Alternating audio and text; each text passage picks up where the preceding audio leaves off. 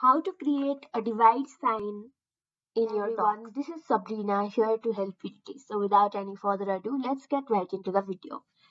So creating a divide sign is very simple. All you have to do is go to insert, go to special characters.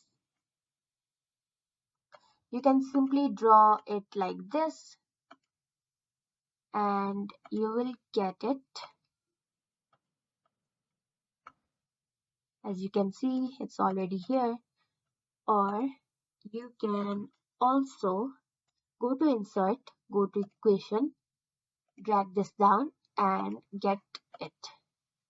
You will have two different divide sign, heavy division and this light one. So that's how you do it.